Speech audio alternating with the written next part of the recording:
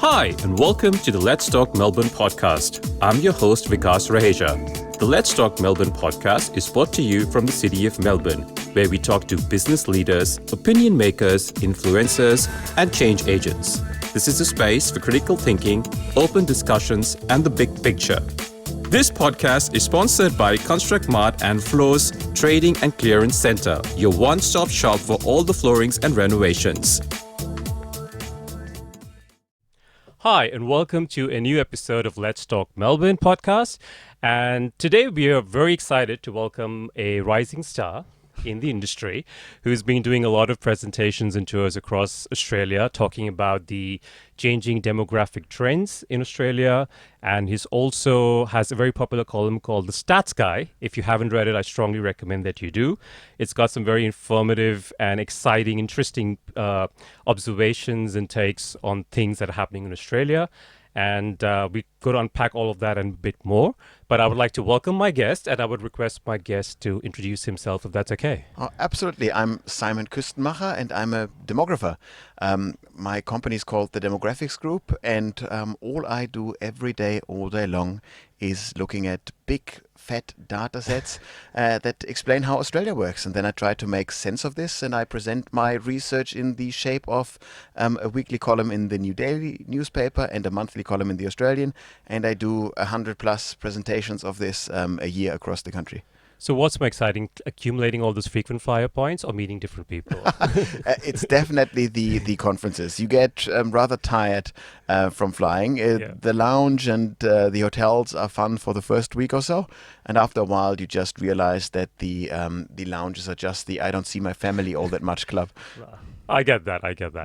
I wanted to talk to you about how you firstly got into this. What was the thing that excited you most about covering demographics, if that's the right way to put it, studying it, covering it, reporting on it? Because it's a very niche, unique kind of a field. And it's an important field because I work in financial services, and everybody who works in financial services have a big reliance on data, especially demographic data. But I'm curious to know what sparked your interest that you got into this field?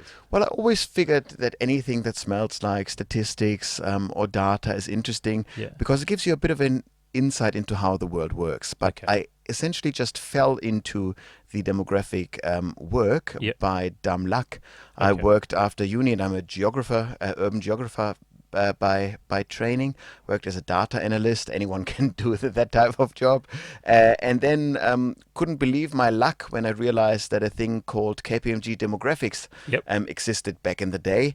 And it just blew me away because I had no idea you could do just the fun stuff for a living. And so I got a job with KPMG demographics under Bernard Salt. Okay. And then 7 years ago, Bernard Salt and I started the Demographics Group as an offspin from what was called KPMG demographics. Awesome. That's pretty exciting. Now, you've obviously studied a lot about demographics. Can you help our audience understand some of the current trends in the Australian demographics as a whole, and some of your observations or insights in terms of its short-term and long-term impacts or considerations that we have to look out for? Yeah. So demographics, of course, in its most basic way is concerned about how many people are there, how old are they, what stage of the life cycle are they, how rich are they, what do they think, what do they value. And if we just look at population data at the most basic fact, currently we have about 26 million people in this country. By the end of the decade, in 10 years' time, we'll grow by 3.5, maybe even 4 million people. That's the first observation. Yeah. And that's through including immigration. That's including immigration. In Australia, now, roughly speaking, 2/3 of population growth comes from migration, and 1/3 of growth comes from us making more babies than people die on a daily basis. And in 10 years' time, those additional 3.5 million people, they will not be evenly distributed across the age spectrum. Okay. We will see roughly the same amount of kids, 0 to 14, Yep. in the country 10 years' time than today. So there isn't much growth there. There's, of course, reshuffling because all of a sudden school-age kids don't live at the same spot where their school-age kids 10, 20 years ago were used to live. So we still need to build new schools. Okay. Then there's big growth in the sex, drugs, and rock and roll phase of the life cycle. We're going to touch on that as well, yes. The 15 to 25-year-olds, Yeah. they'll see lots of growth, Yeah. overwhelmingly driven by a surge of international students. Yep. Remember that in this country, international students are a crazy cash cow. I'm one of those. Yes, I'm one of them. Yeah, yeah. And 1 in 6, in our case, 2 in 2, Yeah. become a permanent resident Yeah. after being an international student. So that's a marvelous thing. So we'll see lots of growth in this young adult market. Then there is essentially stagnation in the population in their 30s. Yep. That is, let's call them early career professionals or so forth. That'll be a bit difficult. Hiring these staff members over the coming decade. Okay, and why is that? But just because there isn't more growth. More growth. So okay, you have the gotcha, same yep. amount of workers in their 30s in 10 years' time than you do now. No, yeah. All the while the economy grows, the population grows, Yeah. and you have more businesses. These people want to employ staff, Yeah. and there'll be fewer staff members around. Yeah. The good news is, though, if you're listening to this and you just happen to be in your mid-20s to mid-30s Yeah. throughout the coming decade at some stage, Yep. this is great news for you. Yep. Because not only are there few of you, there's also record low unemployment. Yep. And all those businesses will desperately want you. Essentially, you can charge whatever the hell you want Yep. on the labor market. Yes, young people might be called an entitled bunch or something every now and then. But hey, guess what? Now this entitled bunch can charge whatever they want on the labor market. That's a good position to find yourself in to begin with. And then there are two huge drivers in the population cohort. The first one is millennials, people born in the 80s and 90s. Yep, that's Again, me. two here in the studio, making babies Yep. and reaching middle age, reaching their 40s. Yep. That means the millennials move into the highest spending phase of the life cycle. So that means any business that services young families, early household formation, they'll be doing mighty well. Think of your barbecue galores, your Harvey Normans, your Bed Baths and Beyonds. They'll have a nice decade ahead. They will spend a lot, those millennials. That means retail will be doing fine. Okay. In the long run. Okay. And of course, the aging of Australia. Yes. You read about this a million times, but every now and then you need to have real numbers in front of you to understand the order of magnitude and try to understand what immediate economic and workforce impacts the retirement of so many people have. Yep. 85, for example, is a wonderful statistical year Yep. because it is also the median age of death. That means half of us, Yep.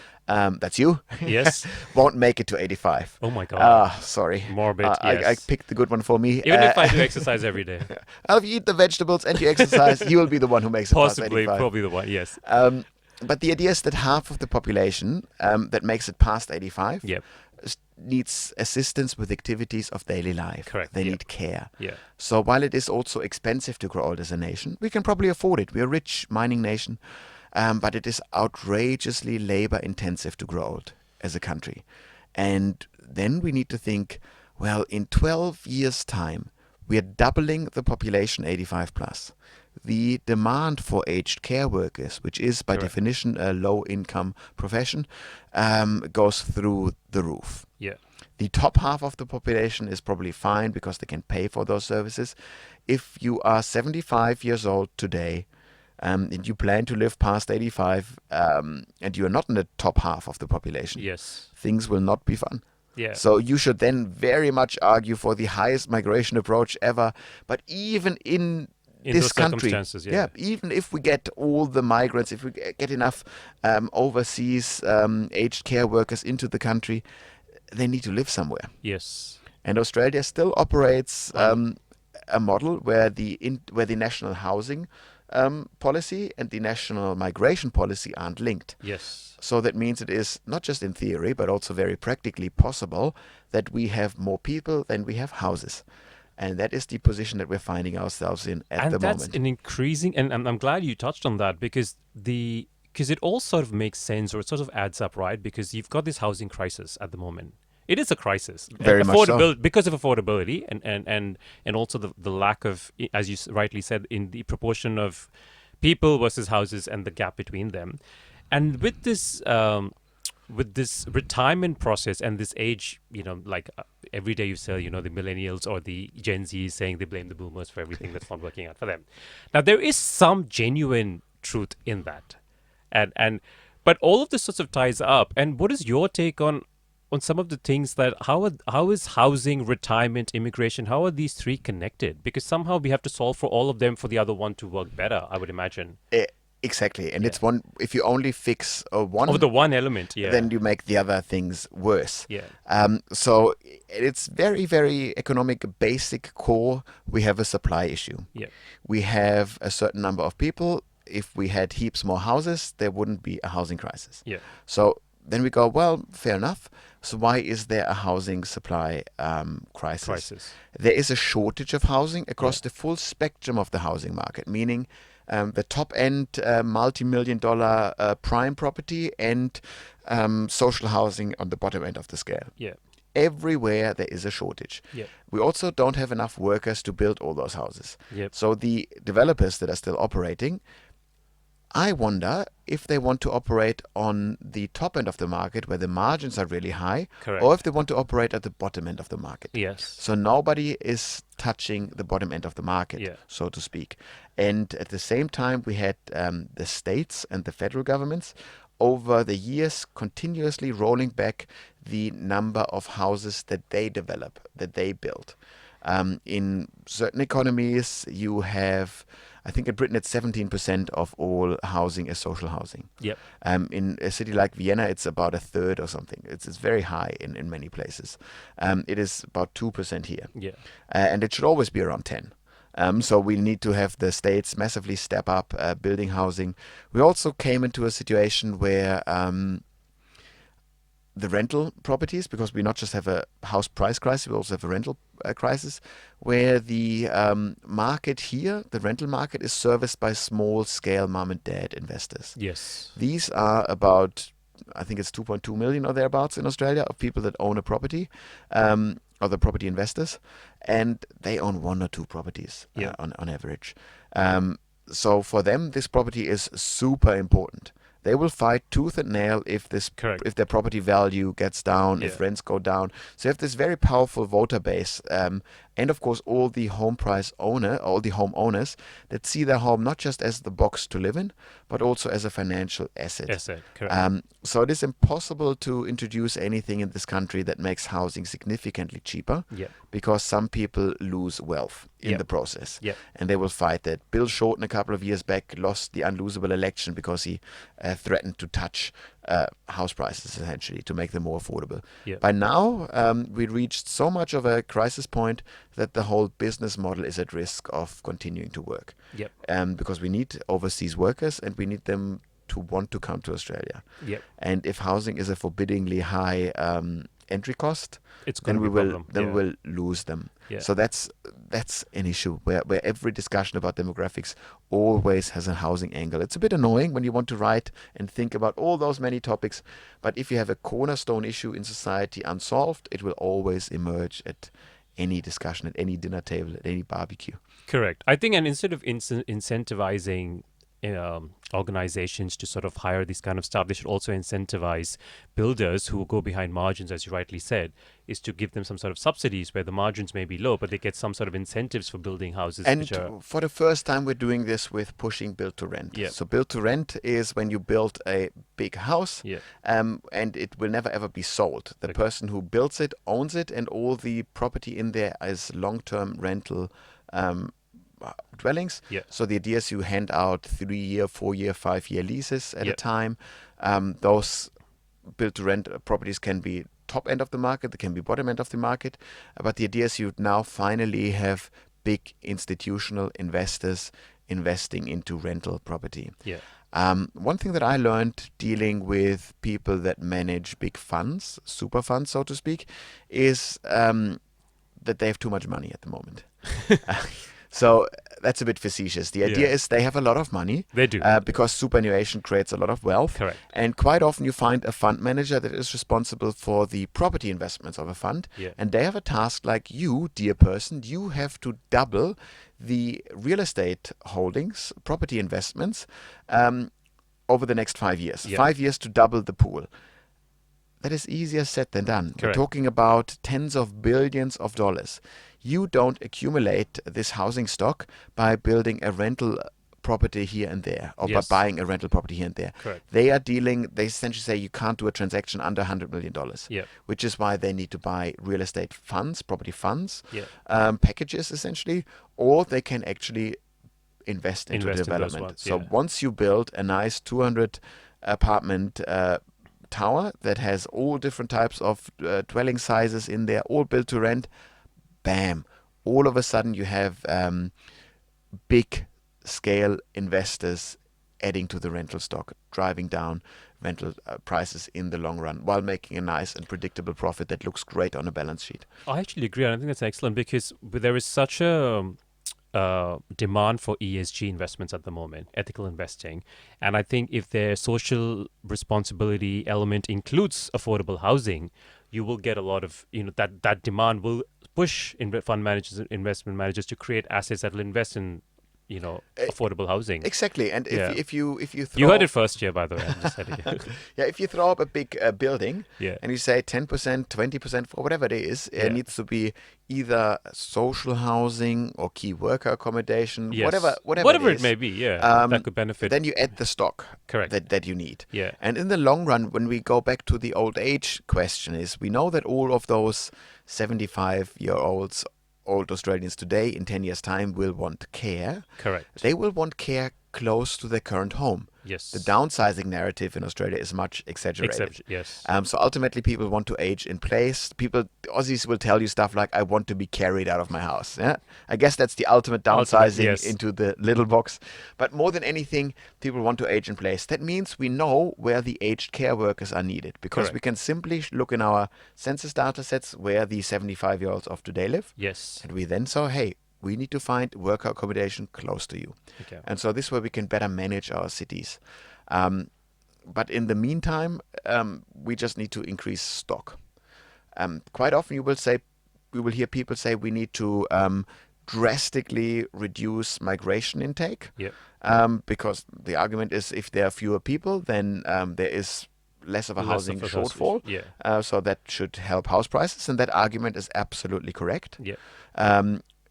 But we have the skill shortage. Yes. That's the idea. And when you say, well, you want to decrease migration, what type of migrants do you want to cut out? Migrants essentially fall into two categories: international students or skilled workers. There's a bit of stuff on the edges, but really it's those two categories. Those are the fundamental ones, And so you say, well, if you take away international students, pure cash cow, take them away for the sake of the argument, then we need to massively increase funding for universities. Massively. Okay, let's say you do this, then you need to massively increase productivity. Yes. How do you increase productivity? With a shrinking workforce. And mining will always get the workers. It's the only industry that will always be fine, because they can pay triple the wages for a truck driver if they need one. No problem. Because there's only 250,000 people employed in mining out of 14 million jobs. And I was reading in one of the pieces you wrote as well that there will be a shortage of truck drivers as well. And we need to get more truck drivers because of to keep the industry running. So that's part of an exercise where we can forecast what industries will have a very immediate shortfall of workers. We call this the retirement cliff, because we know how many people retire. So if you look at the age profile of a certain profession, you find that truck drivers on average are very old. They're already in their 50s at scale. Bad back claims and so forth go through the roof once you're 50 in a truckie. But that means in 10 years' time, we'll run out of truckies. We'll have an absolute crazy truck driver shortage.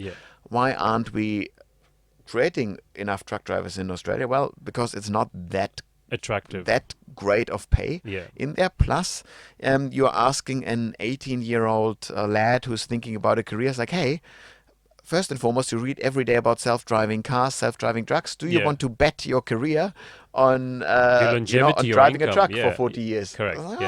that's an odd bet. So we will need to import truckies for sure. Yeah.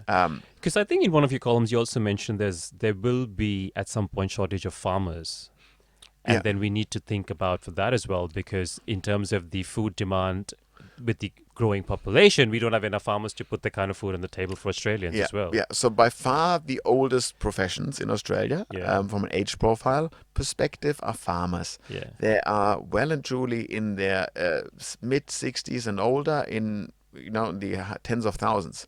Their kids are not going to take the farm because they became nurses and teachers. They have different professions. That will lead to farm aggregations, meaning the neighbor or some industrial investor or whatever will buy the farm. You will then probably get the same yield, same productivity out of the same amount of land, if not higher, which is cool. So from an agricultural perspective, I'm not too worried about that. Okay. But I'm worried about this from a regional perspective, because that means you need probably half the workers to manage the agricultural output. Half is too much, but you need heaps fewer workers.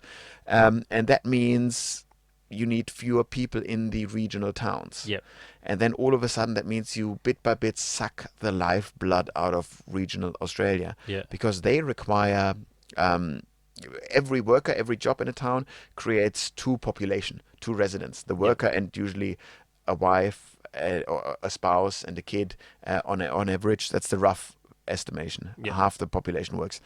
So then at a certain scale, your local regional town will not be big enough that the local IGA is profitable. That closes. You need to drive an additional half an hour. Smaller towns that might not be able to man the local footy team, and then they have to merge with the evil team down the road, whatever. So it has real implications for the quality of life in regional Australia. Okay.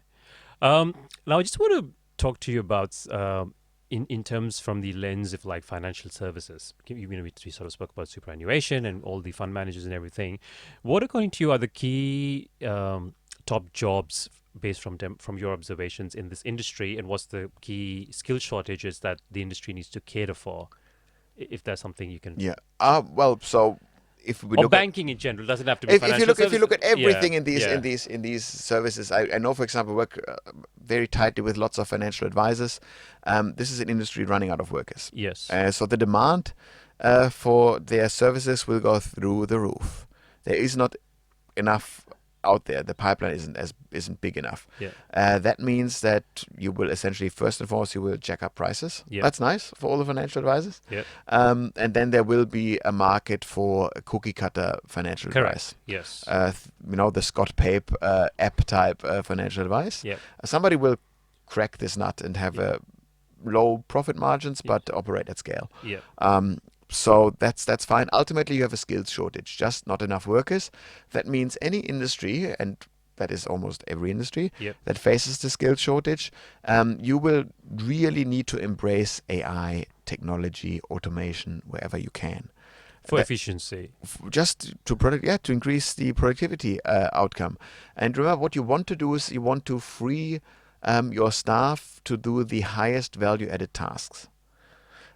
So if you can invest into a software that makes the creation of boring charts faster, you saved a couple of minutes that then this worker can spend on higher value-added tasks. And you multiply this times a couple of hundreds of thousands, millions of workers, and all of a sudden you free up quite a bit of economic productivity. Okay. Now, there was I also, we're almost in the last stretch of the podcast, but I wanted to touch on an article you wrote on cocaine, and it was a compelling one because I was reading it. I reread it this morning, and you do make a good case about you sort of present both points of view. You say whether you legalize it and make sure that it's there's a market for there, and there's the middlemen are cut out, and there's a little bit of responsibility of there, or against the point of you completely eradicate it or ban it. Not eradicate is the wrong word, but you sort of ban it or have a stopgate of sorts on that. Just help us understand, because the reason I ask is I think this drug problem in Australia is something that we can't ignore. We've sort of been ignoring it for a very long time. And your article sparked my interest because I was thinking more and more about it, and I was like, well, there is really no solution here. But is there a midpoint or at least an acceptable point that perhaps everybody can come to table with, because it is a problem in our country, and we can't like just brush it on the carpet. So the underlying argument or observation is that the war on drug doesn't work. Correct. Yeah. And it can't possibly work. So the idea is that you think that drugs are bad. You think that drugs, cocaine in this example, has negative societal and health consequences. Yeah. So you say it's off the table. It's forbidden. We forbid the importation of it. It's an illegal substance. What that means is somebody has a wonderful market. There's demand for this product. So all you need to do is to smuggle a very, very cheap product to produce into Australia through a couple of middlemen. Everyone takes a cut. And then you make a big fat profit on your initial investment. Plus, you don't need to tax your investment because, well, it's illegal. Yeah. So that's cool. That's a cool business model. I understand why people find it attractive. Then you realize that there are evil people doing this thing as a state. Yeah. So you tighten the screw. Yeah. That means only bigger, more competent, more brutal organizations will be able to operate in this space, and they will operate in this space. And this is kind of where we're finding ourselves in globally now, is where the US and Australia and Europe are all trying to outlaw drugs, while the demand is still nice and high. Yeah. And so you have literally armies in South America operating big stretches of land. And well, how do you then drive it down? You could legalize it. Yeah. If you completely legalized it, you would say, well, we deal with all the negative consequences of consumption. Will there be more consumption than there is now? We don't know. Yeah. You need to have an opinion about this in your decision making. But if there is more demand or the same demand, hey, you make a profit as a state. Yeah. You tax the living hell out of this product the same way we treated cigarettes, which we treated extremely efficiently in Australia, where we taxed the living hell out of the product. And so now smokers pay for their habit. They pay for the negative health impacts that they have with their body, but they pay for the negative financial aspects that they create on society through $20 per pack. Yeah. So that's how you do this. So you could do this with cocaine. Yeah. Who knows whether you then open the drug up to more people and make issues worse. Yeah. At least you kill off all the illegal activities along the supply chain. Yeah. More, less murders. Correct. More taxation money and so forth. That would be positive. But ultimately, you only win a war against drugs by killing off demand. Correct. Yeah. And I think it's important to also emphasize for our viewers that ultimately education, support, rehab, getting the right tools and the right information is critical. But then there is also an argument to be made, like what is the other things that possibly considered in the space? There are endless downflow arguments, and I even make the point, the recent way we are dealing with addiction is to say, to deal with it as an addiction, to not blame the individual user. Correct, yes. So the idea is there is no moral... There's no moral authority or moral middle ground on that. Or you don't have this moral barrier to say you're taking drugs. Yeah. That is at least weakened. It's still there, Yeah. but it's weakened. So if you really make it a very immoral act to consume drugs, if you judge people for it, that would de-incentivize people to use it as well. So you always want to think about this, how could we drive people away from it? How could we push people for it? How could the state make money of it rather than spend money on it? So these are just a couple of discussions that I essentially do as a bit of a desktop exercise, so to speak. But my role as a columnist, as a public voice is to just push certain things into the limelight and hopefully spark a bit of a discussion about topics. I think that's excellent what you're doing, because I think it is important to call this out in the platforms that you have so that more people can talk about it, at least be informed about it and make wise decisions. Exactly. Exactly. The goal, of course, is always education and making wise decisions. You can never be over-educated. Correct. Morally, intellectually speaking. Yes, you can never be. And who decides? Correct. And so I'm always hoping for that. But I very much differentiate between different types of knowledge. So there is an intellectual framework that you have that usually gets established in school, and then whatever your career path is teaches you one way of thinking, one intellectual framework. Correct. And then you add random bits of knowledge on top. Absolutely. And if you are really nailing it throughout your adult years, you are still working on your intellectual framework. Yes. And I specialize on telling people about how the demographic perspective works, and then hopefully people read my stuff, listen to this podcast, and they get bit by bit over the years a bit more educated in the demographic perspective. And I truly believe if you view the world through a multitude of perspectives, the more the better, then you make better decisions, be this personally, professionally, or morally, so to speak. That's well said. Awesome. Now, if I have to ask you from an Australian perspective, 3 most challenging elements that Australia should look out for in the coming next decade, and the 3 things they should be most hopeful for. Let's start with the negative, huh? Yeah. So what are the biggest risks? The biggest risk is climate change. Yep. Not so much that our biggest cities are threatened. They will be fine ultimately, but from an agricultural perspective. So what climate change for Australia means is an increase in severe weather events. We are seeing that death rates per severe weather events are going down. Yep. So we're keeping our humans safer. That's cool.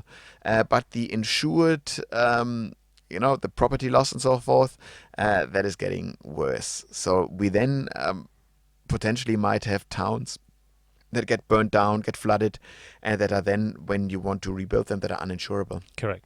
And then you either have towns dying, or you have hard-headed folks gambling by building an uninsured property, and that's just a catastrophe for people if something happens again, because lightning can strike twice.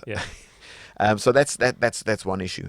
You can then always point to big geopolitical events that could happen, but I actually don't think they are a major catastrophe. The things that I'm nervous about is the skills shortage.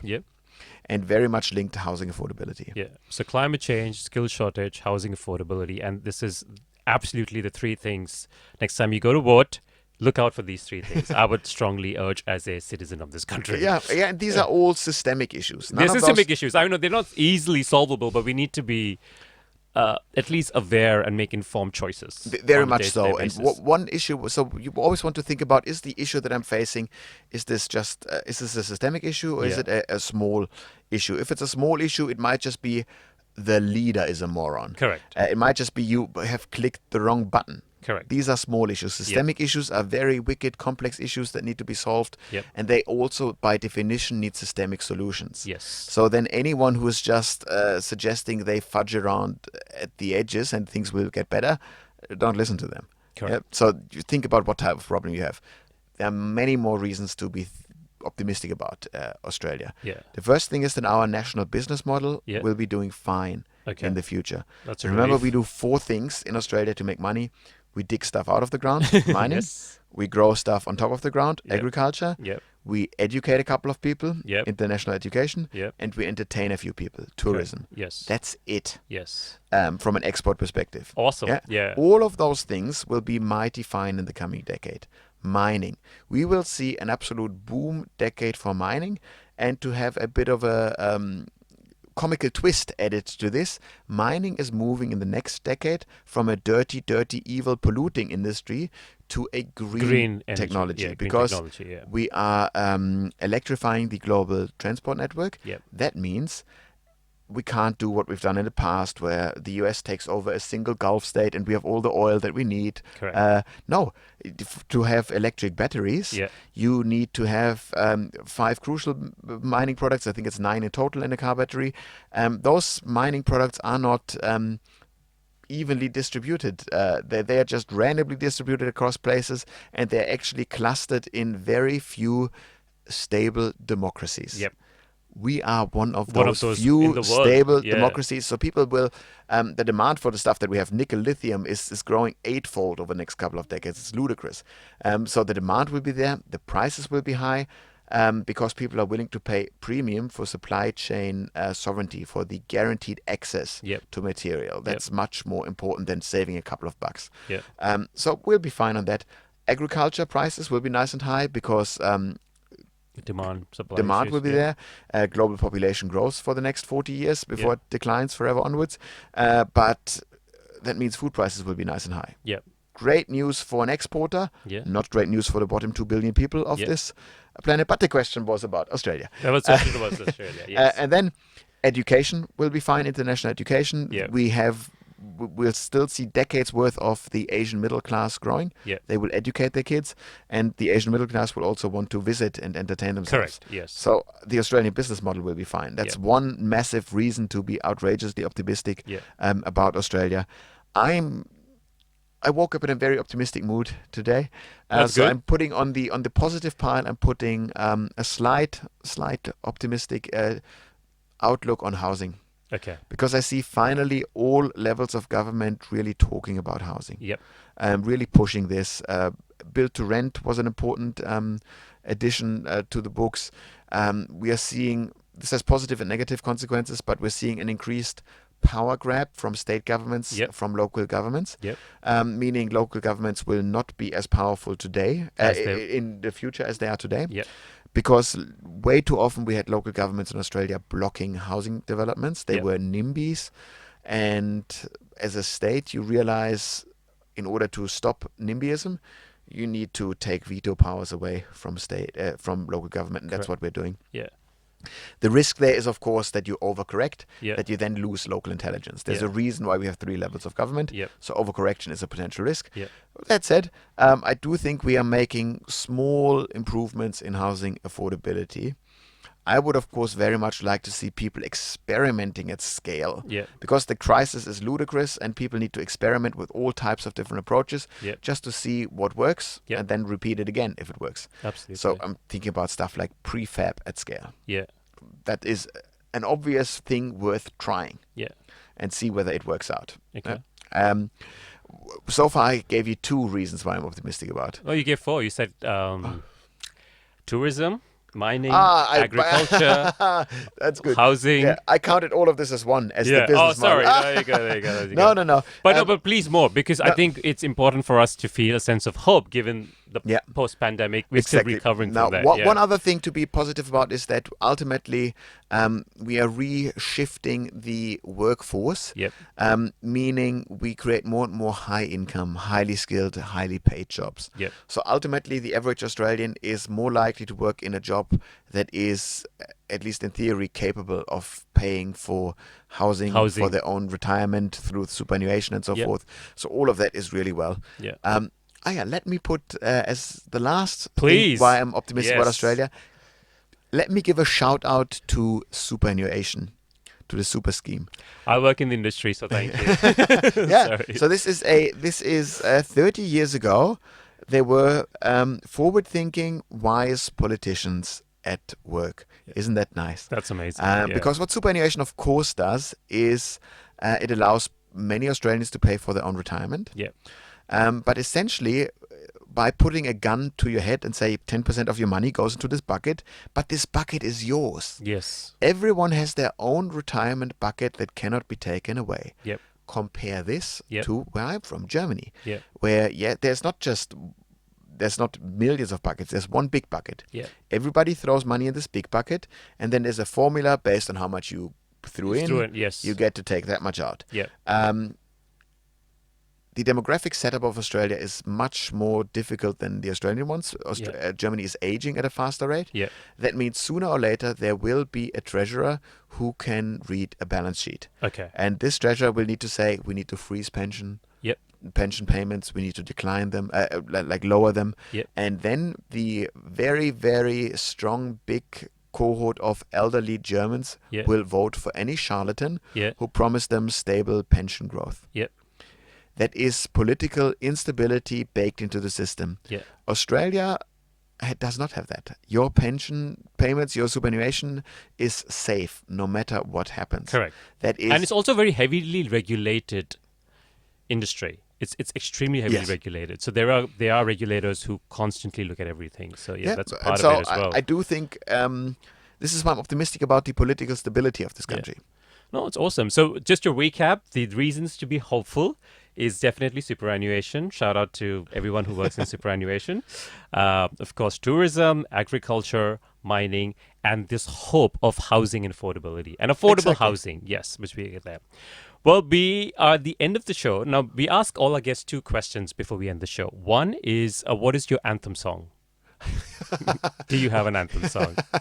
By now I get, and this is when you realize you've been in Australia for maybe 16 years and you get a bit sentimental. Whenever I fly back to Australia in Qantas and they play I Still Call Australia Home While You Land, I was like, oh, this is a bit of a tearjerker. So this is that's interesting. No one's ever said that. That's awesome. Yeah. And what's the one thing you love about living in Melbourne? It's a nice, easygoing city. And considering that Melbourne is a city of well over 5 million people, it doesn't have enough problems. Yes. It is a ludicrously comfortable city, which is quite nice. So it's a good place. And the funny thing about Melbourne is that there's not one thing that you can easily pick and say, because of that thing, Melbourne is good. Correct. It's this nice, easygoing city that has everything that you need. But it also doesn't feel stressful or aggressive or anything. So I quite appreciate that. I 100% agree with you on that one. So, and we're almost at the end of the show. Thank you, Simon. I really appreciate the time that you've taken to come and talk to us and inform us about the great work that you do and about what surrounds us as a city and as a nation. And congratulations on everything that you've achieved. I look forward to reading Stats Guy, and it's an interesting column, and I love reading it. So congratulations on everything that you've done, and please keep doing the great work that you're doing. And thank you for coming to Let's Talk Melbourne. Much appreciated. Thank you. Thank you, everyone, and we'll tune in next week for another episode. We would like to thank our sponsors, Construct Mart and Floors Trading and Clearance Center, and also let you know that this podcast has been recorded from Image Online Studio in Abbotsford. So thank you for tuning in. Thank you for listening, and please remember to subscribe to our YouTube channel and also follow us on Instagram at Let's Talk Melbourne.